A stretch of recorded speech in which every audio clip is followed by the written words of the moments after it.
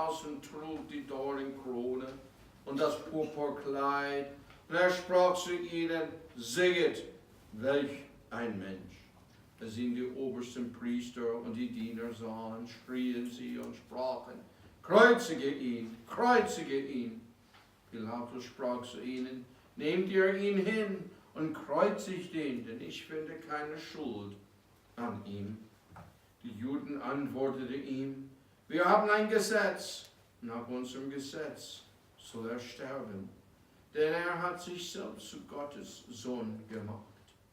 Als Petrus dies Wort hörte, fürchtete er sich noch mehr und ging wieder hinein, sagt Pilatus, hinein in das Richthaus und sprach zu Jesus, woher bist du? Aber Jesus gab ihm keine Antwort. Da sprach Pilatus zu ihm, redest du nicht mit mir? Weißt du nicht, dass ich Macht habe, dich zu kreuzigen und Macht habe, dich loszugeben? Jesus antwortete, du hättest keine Macht über mich, wenn sie dir nicht von oben gegeben wäre. Darum hat der, welcher mich dir überantwortet hat, größere Sünde. Von da an suchte Pilatus, ihn loszugeben. Die Juden aber schrien und sprachen, lässt du diesen frei, so bist du des Kaisers Freund nicht. Denn wer sich zum König macht, der ist gegen den Kaiser. Als Pilatus dies Wort hörte, führte er Jesus heraus und setzte sich auf den Richterstuhl an der Stätte, die da heißt Steinpflaster, auf Hebräisch aber Gabbatha. Es war aber der Rüsttag auf das Passa, um die 6. Stunde. Und er sprach zu den Juden, sehet, das ist euer König. Sie schrien aber, weg, weg, kreuzige ihn. Sprach Pilatus zu ihnen, soll ich euren König kreuzigen? Die obersten Priester antworteten, wir haben keinen König als den Kaiser. Darüber antwortete er ihnen, dass er gekreuzigt wurde. Sie nahmen aber Jesus und führten ihn hin. Und er trug sein Kreuz und ging hinaus zur Stätte, die da heißt Schädelstätte, welche auf Hebräisch heißt Golgatha. Dort kreuzigten sie ihn und mit ihm 2 andere zu beiden Seiten, Jesus aber in der Mitte. Pilatus aber schrieb auch eine Überschrift und setzte sie auf das Kreuz, und es war geschrieben, Jesus der Nazarener, der König der Juden. Diese Überschrift lasen viele Juden, denn die Stätte, wo Jesus gekreuzigt wurde, war nahe bei der Stadt. Und es war griechisch auf Hebräisch, griechisch und lateinisch, geschrieben auf Hebräisch, griechisch und lateinisch.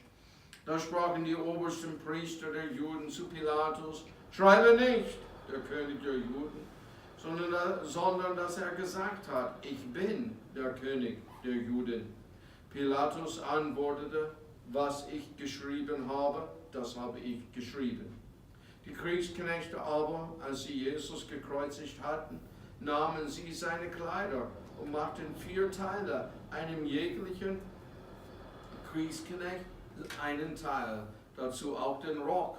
Der Rock aber war ungenäht, von oben an durchgewebt.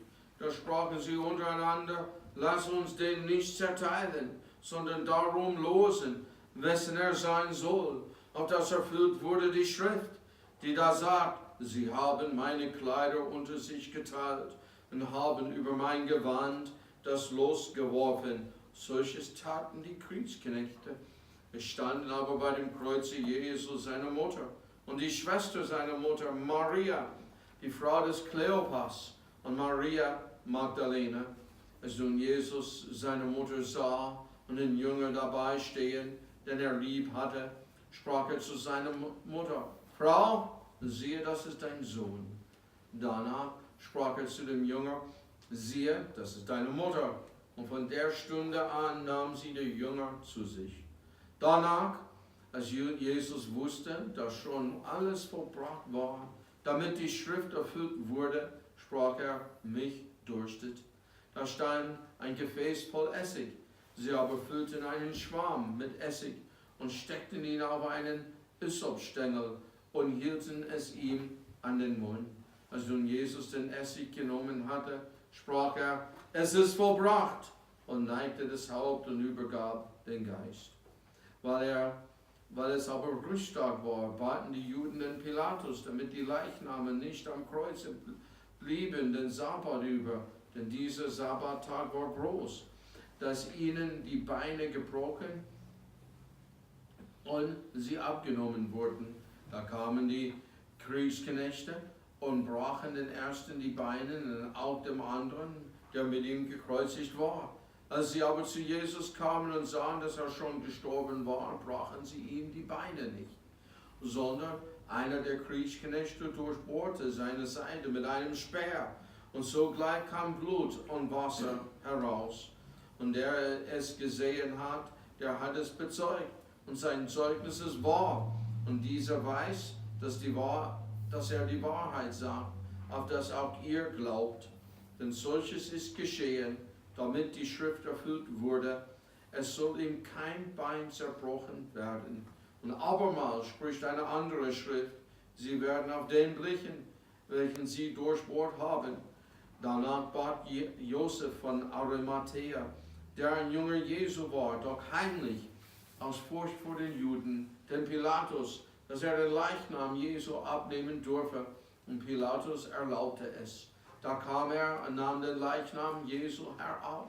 Es kam aber auch Nikodemus, der vormals bei Nacht zu Jesus gekommen war, und brachte eine Mischung von Myrrhe und Aloe, etwa 100 Pfund. Da nahmen sie den Leichnam Jesu und banden ihn in leinene Tücher mit den Spezereien, wie es bei den Juden Sitte ist, zu begraben. Es war aber an der Stätte, wo er gekreuzigt wurde, ein Garten, und im Garten ein neues Grab, in welches noch nie jemand gelegt worden war. Dahin legten sie Jesus wegen des Rüsttages der Juden, weil das Grab nah war. Beten wir. Vater, wir danken dir heute für den Herrn Jesus Christus. Er gibt uns selige Gewissheit. Nur Herr, wir können die selige Gewissheit haben. Jesus ist mein. Nur Vater, ich danke dir, dass er für uns auf Golgatha ging. Und oh Vater, als wir ihn anschauen, eröffne unsere Augen. Oh Vater im Himmel, lenke alle Aufmerksamkeit auf ihn hin, dass wir sehen können, was für ein Mensch er ist. Und oh Herr, was er für uns heute tun möchte. Du siehst allen und allen Lagern. Und oh Herr, du bist immer noch der alle helfen kann. Und oh Vater, wenn wir blicken zu dir, so oh Vater, wirke und rede und spreche jetzt und lerne mich von selbst. Erfülle mich mit deinem Geist, dass ich dein Wort recht predigen kann. In Jesu Namen.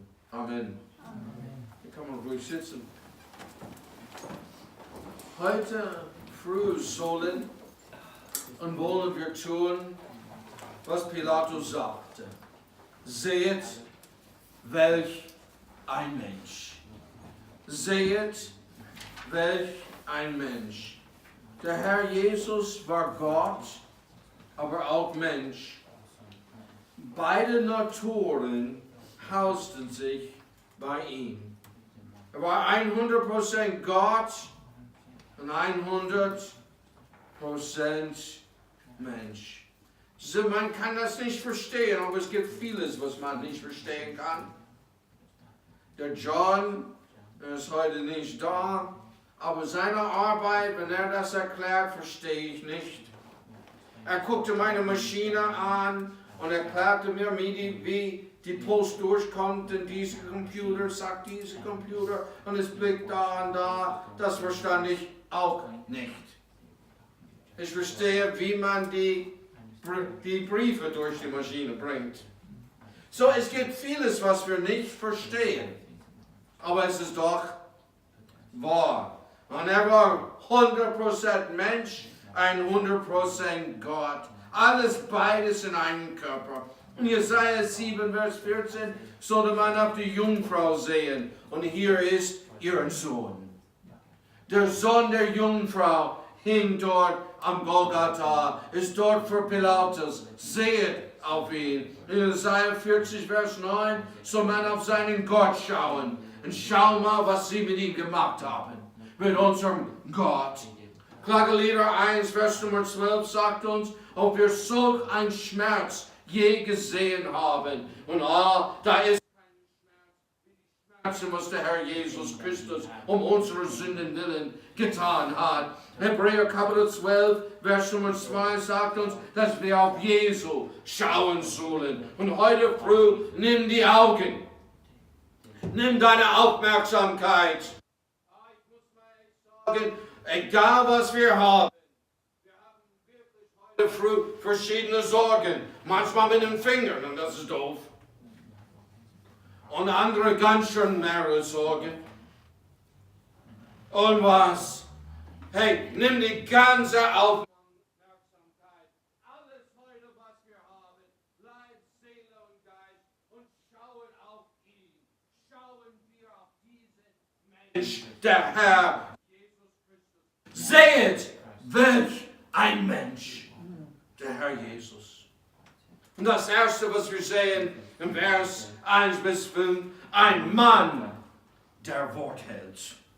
Oh, das ist er. Gehen wir in Psalm 39 und Vers Nummer 9. Psalm 39, Vers 9.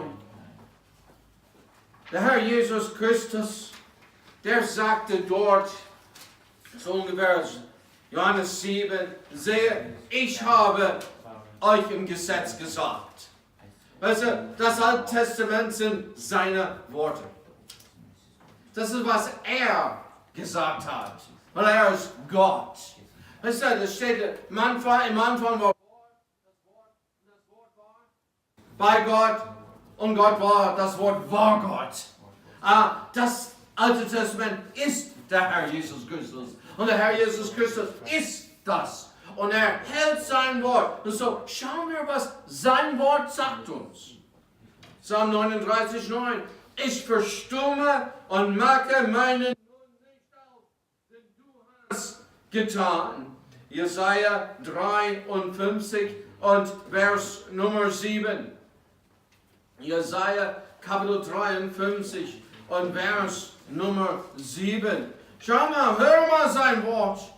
Da er misshandelt und geplagt wurde, tat er seinen Mund nicht auf, wie ein Lamm, das zur Schlachtbank geführt wird, und wie ein Schaf, das verstummt vor seinem Scherer und seinen Mund nicht auftat. Also, ein Mann leidet mit Geduld. Oh, wir haben Heulsusis heutzutage, und wenn die irgendwie ein Kümmerchen haben, fängen sie an zu heulen. Müssen die krank geschrieben werden, wenn irgendein Wehchen dort ist. Also, es sind keine Männer.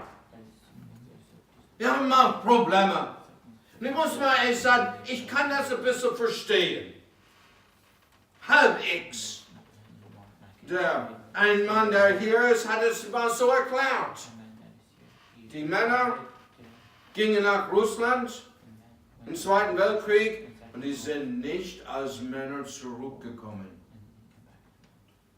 Und die Frauen mussten sich wie Männer arbeiten. Und die haben dann die Jungs erzogen. Und das geht nicht. Wir müssen Männer erziehen. Anders geht nicht. Deswegen hat Gott einen Mann und eine Frau gemacht. Ohne Mann und Frau gibt es kein Kind. Ja, die können alles heute Ehe nennen, aber es gibt keine Kinder. Ja, und Frauen brauchen Frauen und Männer brauchen Männer, richtig zu erziehen. Und hey, der Herr Jesus leidete mit Geduld. Er war's, als er gelitten hat, alles Unrecht, er tat seinen Mund nicht auf. So tat der Heiland. Nun, er sagte gar nichts. Schauen wir in Vers Nummer 1, gehen wir wieder zurück in Johannes 19. Pilatus geißelte ihn. Er ist gegeißelt worden. Das klingt einfach schrecklich. Und er sagte nichts. Ich habe mal ein bisschen vergessen. Wisst ihr, ich habe meine Dornen von diesen hier. Wie heißen die Dinge, was wir dort haben? Diese komischen Birnen. Wir haben mal die auch geguckt. Die sind nicht Quitten, aber oder doch, ich weiß es nicht. Zierquitten oder sowas. Aber die haben schreckliche Zornen da. Die sind wirklich die schönsten Blüten, was die es gibt. Aber so ist das. Schönheit und Schrecken sind immer zusammen. Ja? Und die haben eine Dornenkronen auf ihn gesetzt. Noch viel schlimmer als diesen Dornen, was da war. Und Vers Nummer 2. Und er sagte nichts. Er sagte nichts. Ein Mann, der sein Wort hält. Er verstummte, er sagte nicht. Vers 2b. Also vielleicht kannst du geschlagen worden. Ich weiß nicht, gegeißelt, das ist was anderes. Vielleicht kannst du es auch leiden, Dornen auf dich zu setzen. Aber manchmal das Problem, was die Menschen denn haben, ist was, die fingen an, ihn zu verspotten. Sei gegrüßt, ihr König der Juden. Das leidet den Mensch sehr schwer. Aber er sagte nichts. Nichts. Und dann hat er was? Backenstreiche erlitten. Und sie gaben ihm Backenstreiche. Ich weiß nicht, was schlimmer ist, gegeißelt an der Wand oder hier Backenstreiche. Das ist so Verachtung. Sagt, er verstummte. Er sagte nichts, weil er hält sein Wort. Als die Schmerzen auf ihn kamen, sagte er nichts, weil ein Mann hält sein Wort. Und weißt du, das alles geschah und hör mal richtig zu, gegeißelt, Dornenkronen, verspottet, Backenstreiche. Und was sagte sein Richter? Ich finde keine Schuld an ihm. Du redest von unfair.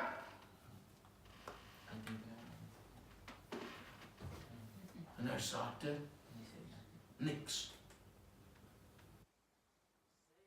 Er ist ein Mensch. Siehst du ihn heute? Siehst du ihn? Schau mal auf ihn. Schaue auf ihn. Vers 6 bis 13, nun. Gestern nicht in Samuel, wir wollen das anschauen. Ich habe das mehrmals gehört, angeguckt. Da gab es so einen neuen höchsten Richter, ist ernannt worden. Und da kannst du das live anschauen. Und die haben mal in einem Prozess einfach nur die einleitenden Gedanken. Ja, das ist der Brett Kavanaugh, bla bla bla bla bla. Und die Leute, weißt du, die fingen an schon, den Mensch zu unterbrechen. Weißt du, wir wollen Einspruch anlegen, du hast noch nicht angefangen.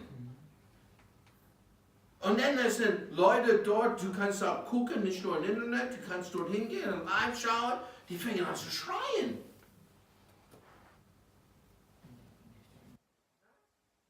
Und dann gestern haben sie ein Votum bei dem Senat und irgendwie in dem Senat die Regeln sind, du darfst nicht dort reden. Du kannst anschauen, aber nicht machen. Die fingen an zu schreien. Und der Vizepräsident hat gesagt, ich möchte mal, als wir das jetzt hier auszählen, ich möchte mal euch alle wissen, dass es ist nicht erlaubt, deine Meinung jetzt was zu sagen. Du darfst nicht so rumschreien.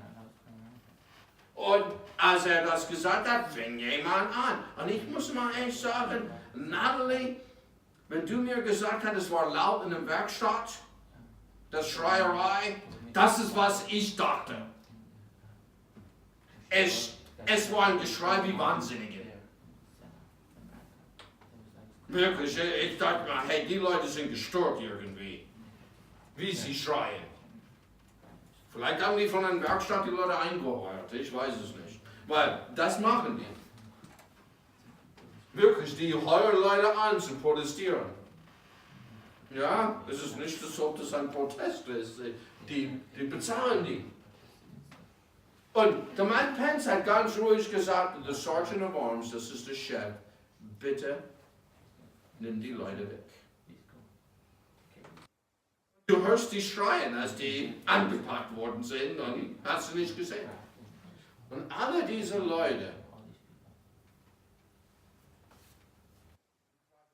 Freiheit haben. Wir sollen tolerant sein. Die sind nicht tolerant für irgendwelche Regeln. Und die wollen wirklich keine Freiheit. Du musst mal tun, was die tun. Ja? Es ist einmal wo bei den Tschechen, wir waren in Polen, in Amerika. Ich muss mal sagen, dort, wenn du bekloppt bist und willst ein Hakenkreuz, darfst du haben. Ja, ich dachte auch, ja, die Tschechen, die haben ein bisschen dort gelitten, die Polen auch. Ja? Und eigentlich jeder Mensch, der jemand gestorben ist im Krieg, hat gelitten. Ja? Amerika ist nicht vergewaltigt worden wie Polen, Ukraine, Tschechei und so weiter. Aber alle haben gelitten. Wenn du so dumm bist, kannst du dumm sein. So ist es. Und weißt du, was der Herr Jesus? Ein Mensch, der anderen Freiheit gewährt. Wahrhaftige Freiheit. Ich schreie rum, wenn du das nicht machst, was ich will. Weißt du, man möchte keinen Zwang, man möchte keinen Muss. Ja? Glückselig ist der Mensch, der die Gebote hält.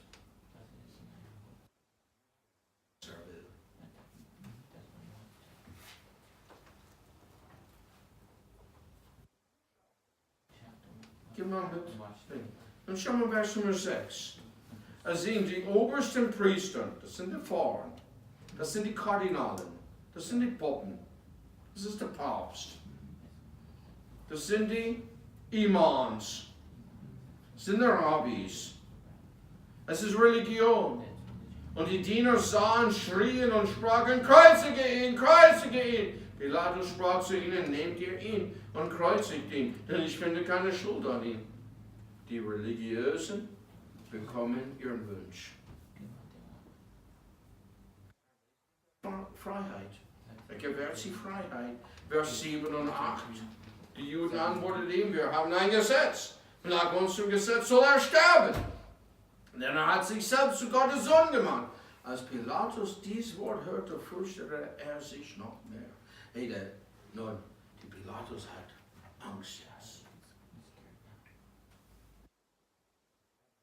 Wirklich Angst. Seine Frau hat einen Traum gehabt. Was? Und jetzt sagen sie, hey, das ist Gottes Sohn. Und er soll dafür sterben. Vers 9 bis 11.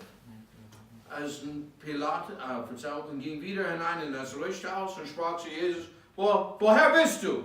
Aber Jesus gab ihm keine Antwort. Da sprach Pilatus zu ihm, redest du nicht mit mir? Weißt du nicht, dass ich Macht habe, dass ich dich zu kreuzigen und Macht habe, dich loszugeben? Jesus antwortete, du hättest keine Macht über mich, wenn sie dir nicht von oben gegeben wäre. Darum hat der, welcher mich dir überantwortet hat, größere Sünde. Weißt du, Pilatus bekommt jetzt eine Wahl. Jetzt hat er die Freiheit. Wer ist Pilatus? Der Richter. Er findet keine Schuld an ihm. Und die wollen ihn kreuzigen. Es ist schon schlimm genug, was sie mit ihm getan haben. Und jetzt umbringen, die Todesstrafe geben. Pilatus kann ihn freilassen. Er hat Soldaten.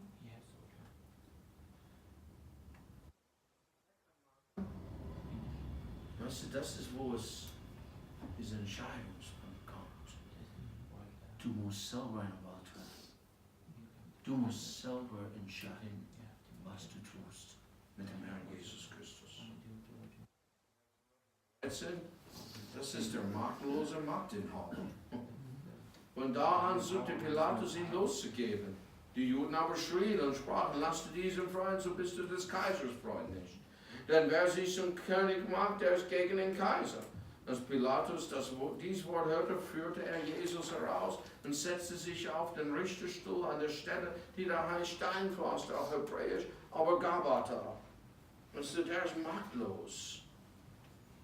Seht, welch ein Mensch heute. Er gewährt dir Freiheit. Siehst du ihn?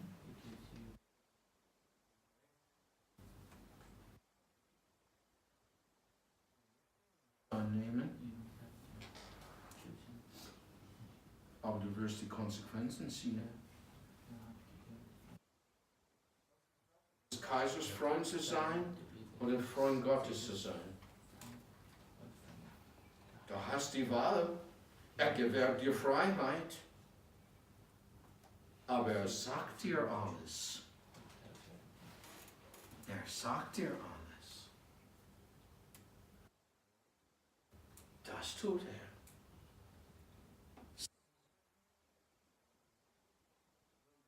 Jesus ist auch ein Mensch, der Menschen trennt.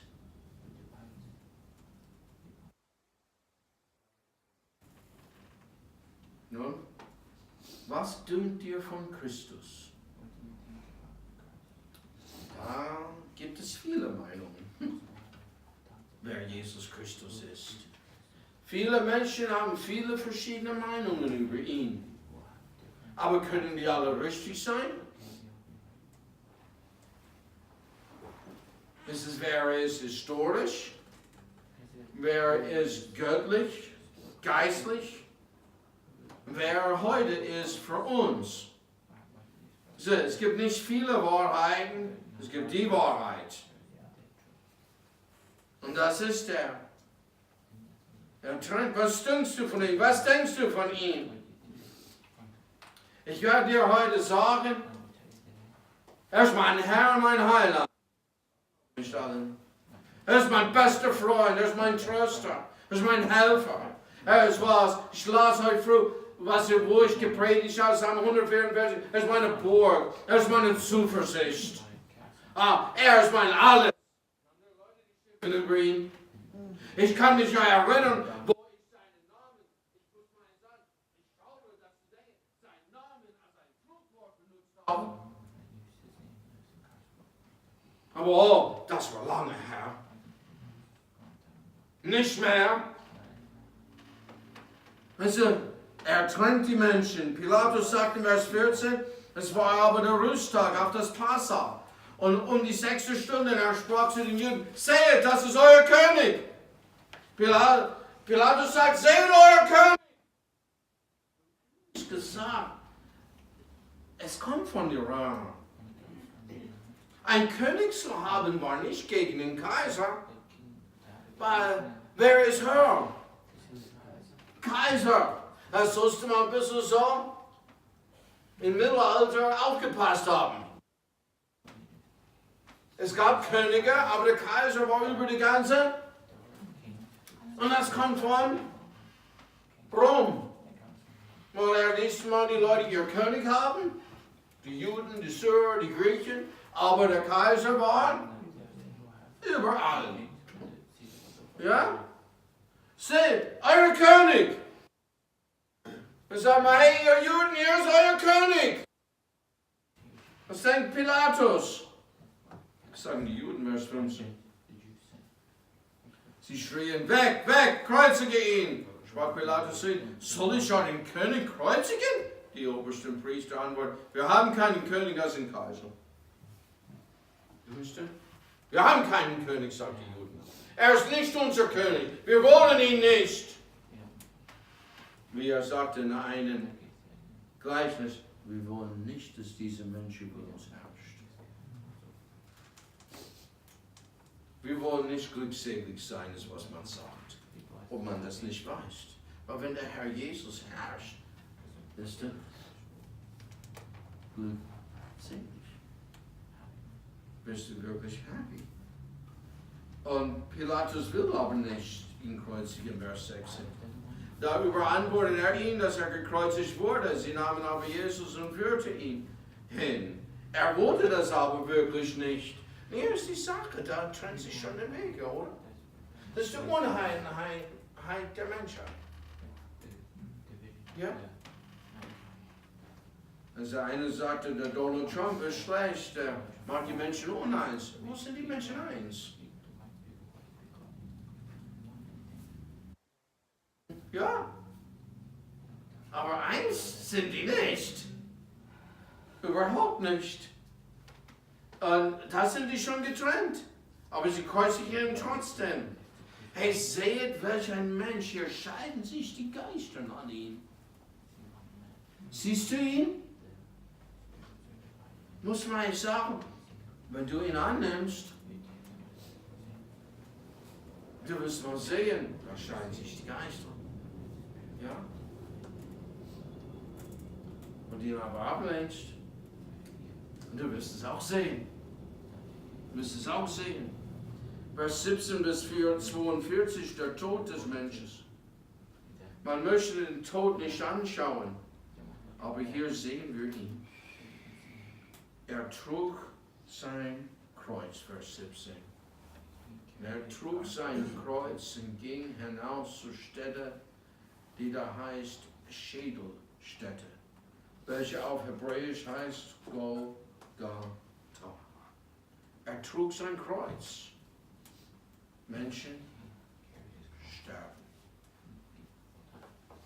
Wie der Menschen gesetzt ist, einmal zu sterben, danach aber das Gericht. Ja, dass wir sterben müssen, damit wir klug werden. Und wir viel kluger in dieser Zeit, wie wir mit Leuten umgehen. Denn wir werden gucken auf die Ewigkeit, der viel länger ist als diese Zeit. Das ewige Leben erhalten. Schädelstätte. Was für eine Stätte zu stellen? Golgatha. Eigentlich ist es ein herrlicher Name, wenn wir das jetzt zurückschauen, wo der Heiland starb für uns. Aber Schädelstätte. Warum sagt man Schädelstätte? Was war da?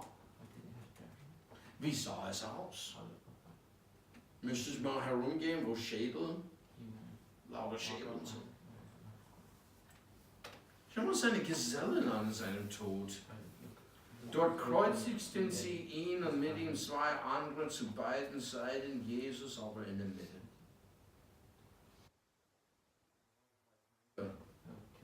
Aber hey, noch schlimmer. Zwei Räuber. Noch schlimmer. Zwei Mörder. Noch schlimmer. Politisches Mord.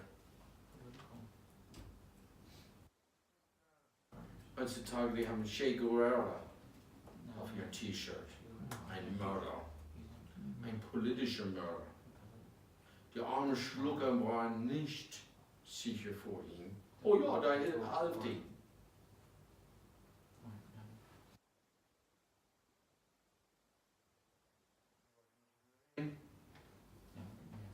Gewährte er dir die Freiheit wie der Herr Jesus? Irgendeiner von solchen Leuten? Und da ist er. Weißt du, es ist interessant. Der Herr Jesus trennt die Menschen. Wer ist in der Mitte? Und die zwei Übeltäter? Getrennt. Und Gerechtigkeit in der Mitte. Und die hatten ihre Chance. Und alle beide lästerten. Und dann einer plötzlich denkt mal über nach, hey, ich habe alles verdient hier. Und der in der Mitte nicht. Herr, gedenke an mir. Dein Reich. Und sagt, heute wirst du mit mir im Paradies sein. Das sind seine Gesellen, Übeltäter. Ich weiß nicht, ob du das für Gesellschaft haben möchtest. Und dann die Überschrift sogar trennte Menschen. Schau mal die Überschrift an seinem Tod. Pilatus aber schrieb auch, eine Überschrift und setzte sie auf das Kreuz. Und es war geschrieben, Jesus der Nazarener, der König der Juden.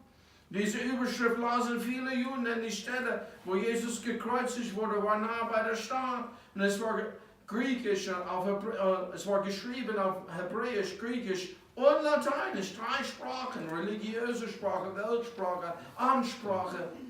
Das sprachen die obersten Juden, der Priester der Juden zu Pilatus, schreibe nicht der König der Juden, sondern dass er gesagt hat, ich bin der König der Juden. Pilatus antwortete, hier ist der Mann.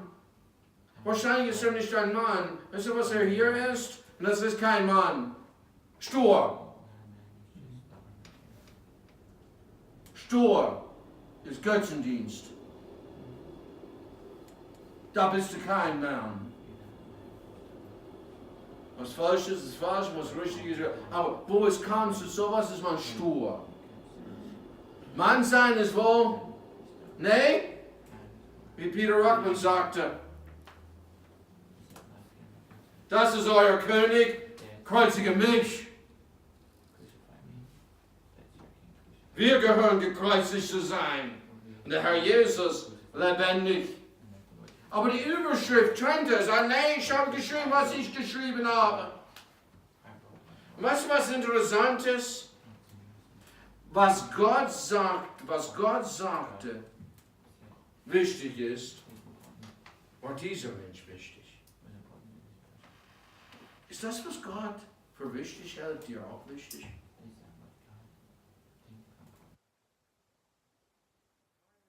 Wir sind heute früh in der Kirche, im Gottesdienst.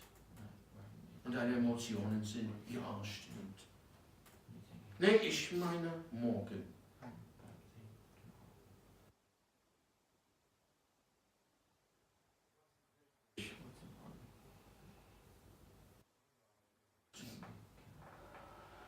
Was ist wichtig?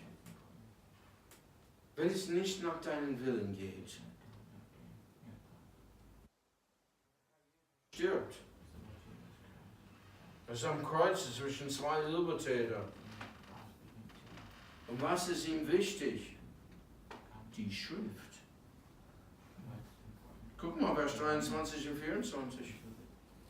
Die Kriegsknechte aber, als sie Jesus gekreuzigt hatten, nahmen sie seine Kleider und machten 4 Teile, einem jeglichen Kriegsknecht einen Teil, dazu auch den Rock. Der Rock aber war umgenäht, von oben an durchgewebt. Da sprachen sie untereinander, lassen uns denn nicht zerteilen, sondern darum losen, wessen er sein will. Auf das erfüllt wurde die Schrift, die da sagte, sie haben meine Kleider unter euch geteilt und haben über mein Gewand und es losgeworfen. Solches taten die Kriegsknechte. Sie haben seine Kleider und dann losgeworfen. Wie die Schrift sagt, Vers 28 bis 30. Danach, als Jesus wusste, dass er schon alles verbracht war, damit die Schrift erfüllt wurde, sprach er, mich durstet. Da stand ein Gefäß voll Essig. Sie aber füllten einen Schwamm mit Essig und steckten ihn auf einen Issopstängel und hielten es ihm an den Mund. Als nun Jesus den Essig genommen hatte, sprach er, es ist vollbracht. Und neigte das Haupt und übergab den Geist. Also der hat Durst. Und er soll den Essig nehmen, wie die Schrift sagte. Weil die Schrift ist so wichtig. Vers 31 bis 37 lese ich das nicht alle, aber wegen seiner Gebeine hat die Schrift das schon gesagt. Vers 31 schauen wir. Na, Roland? Weil es aber Rüsttag war, baten die Juden den Pilatus, damit die Leichname nicht am Kreuze blieben, den Sabbat über. Denn dieser Sabbattag war groß, dass ihnen die Beine gebrochen und sie abgenommen wurde. Schauen wir mal Vers 38 bis 42. Danach bat Josef von Arimathea, der ein Jünger Jesu war, doch heimlich aus Furcht vor den Juden, den Pilatus, dass er den Leichnam Jesu abnehmen dürfe. Und Pilatus erlaubte es. Da kam er und nahm den Leichnam Jesus herab. Es kam aber auch Nikodemus, der vormals bei Nacht zu Jesus gekommen war und brachte eine Mischung aus Myrrhe und Aloe, etwa 100 Pfund. Da nahmen sie den Leichnam Jesus und banden ihn in leinene Tücher mit den Spezereien, wie es bei den Juden Sitte ist, zu begraben. Es war aber an der Stätte, wo er gekreuzigt wurde, ein Garten und im Garten ein neues Grab, in welches noch nie jemand gelegt worden war. Dahin legten sie Jesus wegen des Rüsttages der Juden, weil das Grab nahe war. Hier haben wir seine Beilegung. Alles ist geschehen nach der Schrift. Und was Gott sagte, war er wichtig. Nun schauen wir Vers 25 bis 27. Hier haben wir der Herr Jesus in seiner Todesstunde. Da leidet er.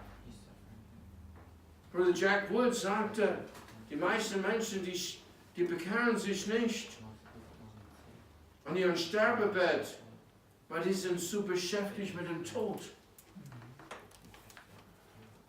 Die sind zu beschäftigt zu sterben, mit dem Sterben. Der Herr Jesus war nicht so beschäftigt mit dem Sterben. Das ist, was es wirklich heißt.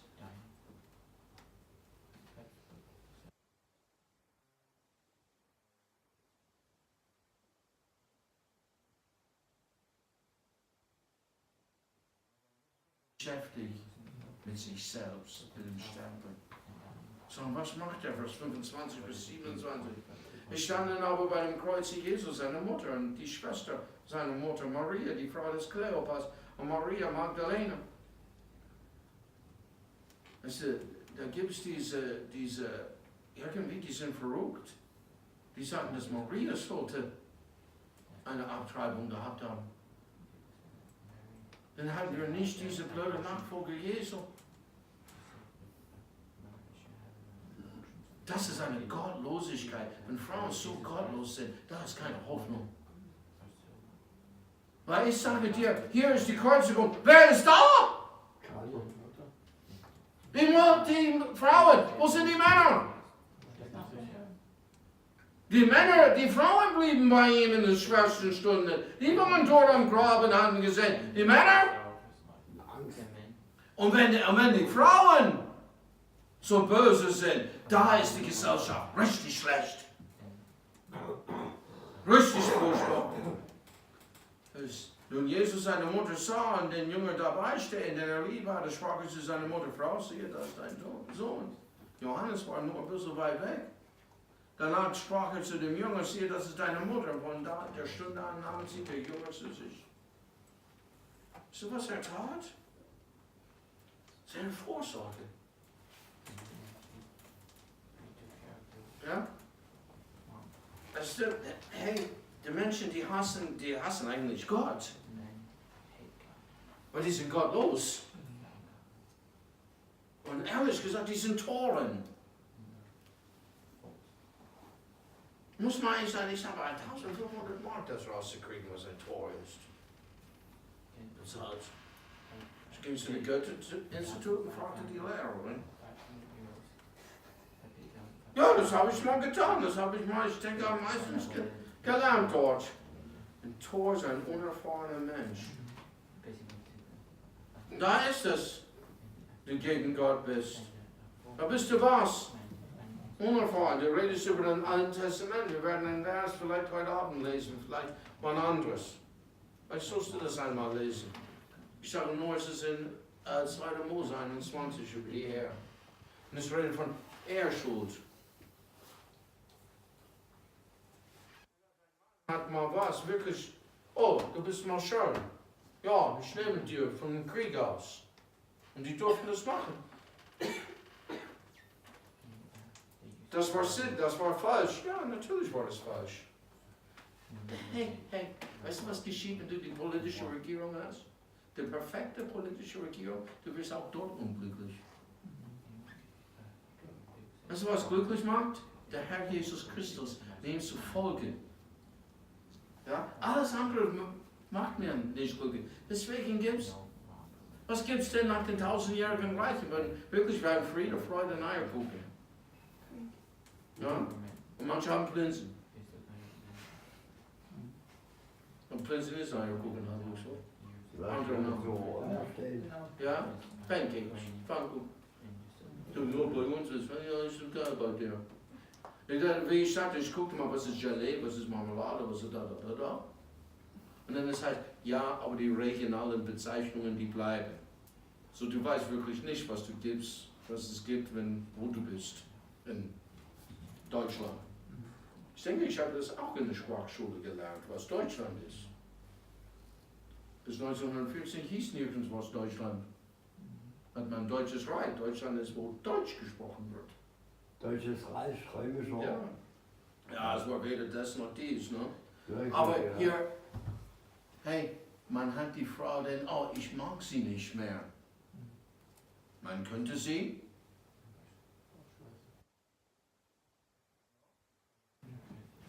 Schau mal, was ein Rabbi sagte zur Ehrpflicht. Wo die Frau nicht die Ehrpflicht bringt, ist sie ein Rebell. Und auch mal gleich geschieden. Und die nimmt ihr Mitgift nicht mit, sie darf sogar Sandalen nicht mitnehmen. Wenn sie ihr Ehrpflicht nicht tut. Und 1. Korinther 7 sagt, was es ist. Ganz interessant. Aber der Mann hat seine Ehrschuld. Er muss sie trotzdem versorgen. Sagt das Gesetz. Die Frau. Aber er sagt, ich mag sie nicht mehr, ich will sie nicht mehr. Weißt du, der Herr Jesus versorgte seine Mutter. Versorgte die Jünger. Seinen Tod.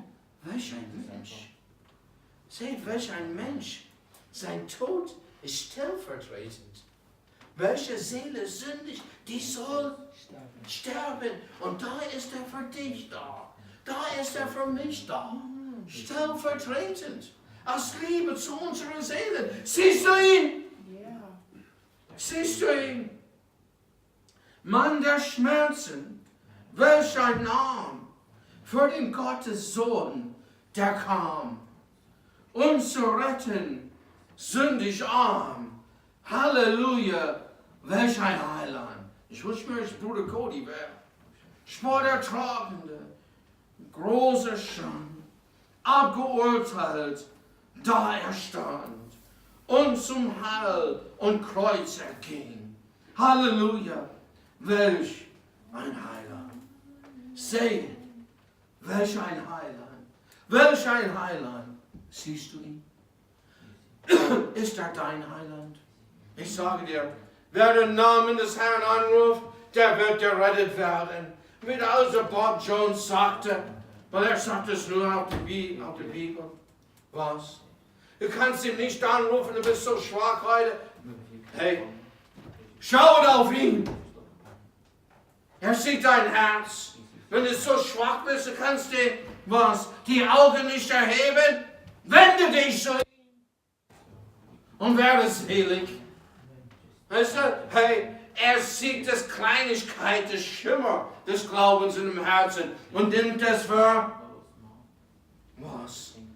Das Ganze. Es ist sein Glauben sowieso. Welch ein Heiland, welch ein Mensch. Siehst du ihn? Siehst du ihn heute früh? 190 im Siegeskleine. Nummer 190.